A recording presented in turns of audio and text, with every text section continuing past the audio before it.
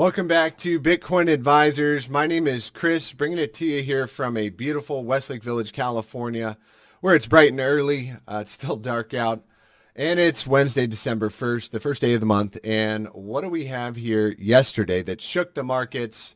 And as you can see, I got the NASDAQ sitting in the back of me yesterday.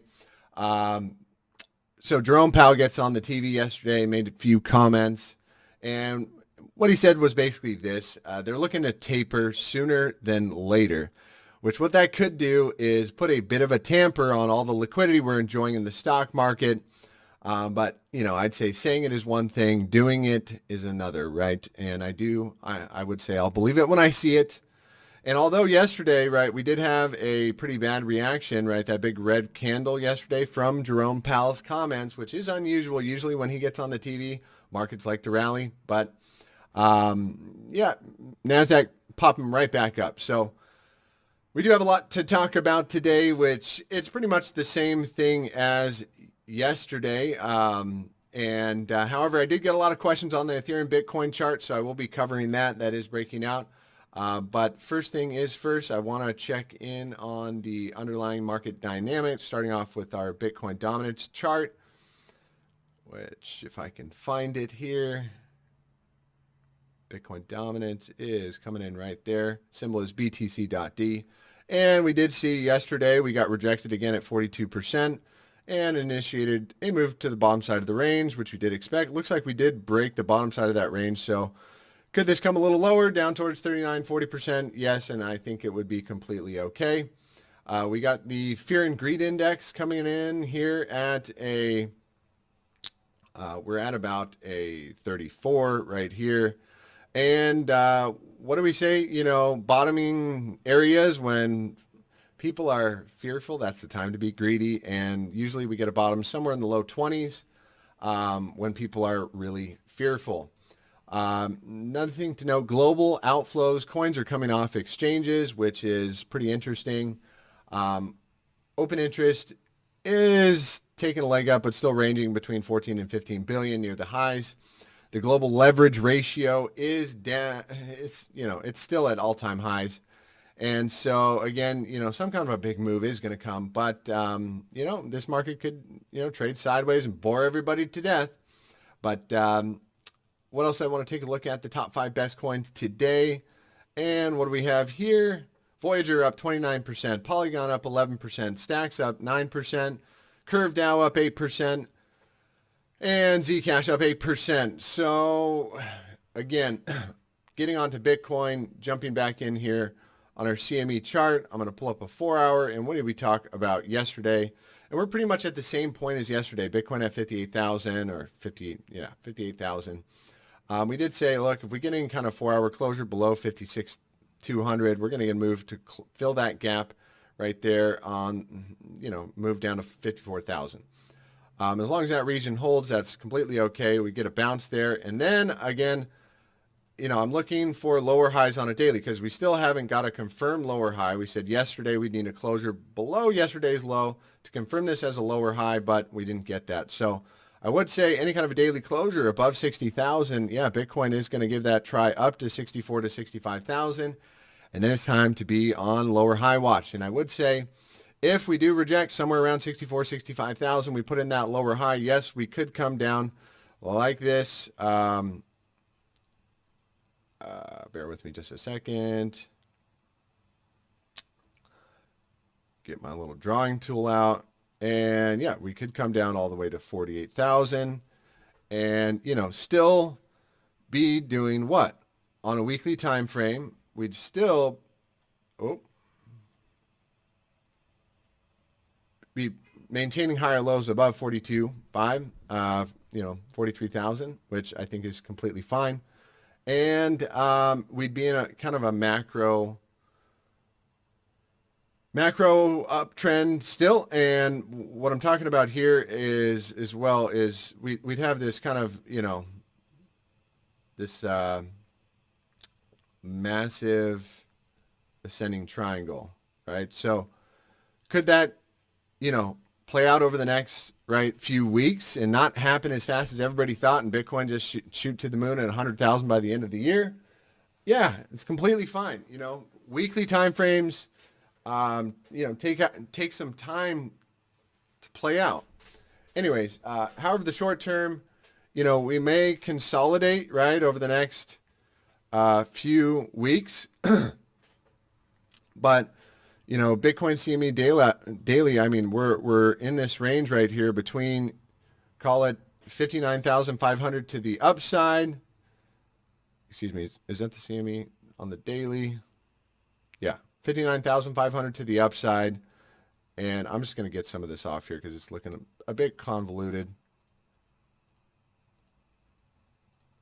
Okay. So yeah, could we range over the next few weeks somewhere between 59.5 and 53,000? Absolutely. And so what does that mean for the altcoins? If Bitcoin is trading sideways and up over the next 6 to 12 months, because we do have the monthly closures and the bi-monthly, making new highs. We had a 6-month closure, a massive, huge green 6-month closure on last month on spot price action. Anyways, our high-term time frames are all trending higher. So what does that mean for ETH? If Bitcoin's trading sideways, well, the charts don't lie, and that's why I'm gonna bring out this this Ethereum Bitcoin chart, which we've been covering over the last few months. And what do we have here on the monthly time frame? We have the month that just closed yesterday, and we did take out all these highs with this huge green candle. And what I would say is this is an ascending triangle, right? With a measure move, which these are, there's about a 75% hit rate to an ascending triangle. You break the topside support, and the measure moves up to 9 million Satoshis. And if we get a confirmation of a trending move, which that would bring us above the topside Trilinger band, I'd say, yes, we're going to make our way all the way up. Probably takes a month or two, but, up to 14 million Satoshis. Could that happen, somewhere in the first quarter of next year? Yes. And this cup and handle formation also gives us a measure move up there. But weekly time frames, again, they take some time. But similar to what we saw back in March of 2017, which is, or call it April or March. Yeah, about March 2017. As soon as we closed above that topside Trilinger band and we started trending, right, that was a 330% move, so not bad, right? And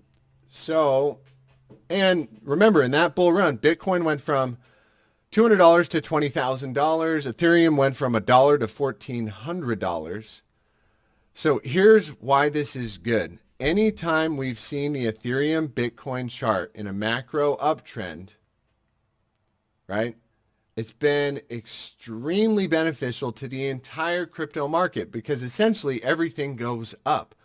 So when this thing is macro in an uptrend, so is Bitcoin. Bitcoin gets included in the party. So again, we're in a weekly uptrend on the Ethereum Bitcoin pairing. We are macro bullish. If we're in a weekly uptrend, in a weekly downtrend on the Ethereum Bitcoin pairing, guess what? We're macro bearish. So everything gets killed when the trend reverses on the weekly time frame. So we're going to be keeping a very close eye here over the next few months on the Ethereum Bitcoin pairing. Now, I did want to bring up one thing on the Ethereum US dollar pairing, which is this, and Ethereum US dollar. And what do we have here? So as we did mention yesterday, on the 2-day time frame, we were coming in with hidden bullish divergence with any kind of a closure above this high yesterday on the 2-day, closed massively above there. And so that is going to give us, let's see, about 3 drives of, so we're making higher lows and lower lows on RSI. So that's hidden bullish divergence, and that gives us a move higher, right? At least to the top side of the range, which we're already pretty much there. So, but the most important thing what happened last night at 4 p.m. Eastern, 4 p.m. Pacific time, we had the monthly closure above the topside Trailing band. So anytime, again, you get a closure above the topside Trailing band, that is trend in progress, trend continuation, expanding volatility in the direction of the trend. That's how I'm reading that. So as long as we are closing above, I'm looking at this as a trend in motion for all the macro time frames.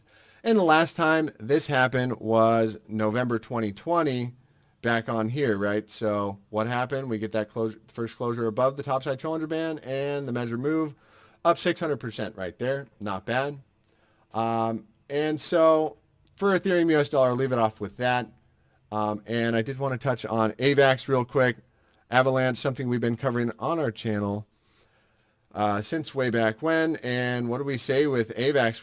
When we did get that first closure below the topside Trailing band, we were looking for a move down to about $100. We got that move, and now we're bouncing it back on up.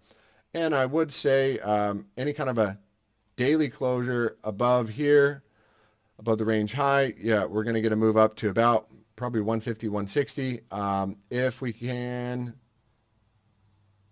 stay above here on a daily, still macro, or I wouldn't say macro bullish, but yeah, I would say macro bullish. Looking very nice above $100. Below 100, I'm probably looking for a move down to 80, 89 bucks, but that would still be okay if we pick ourselves up there.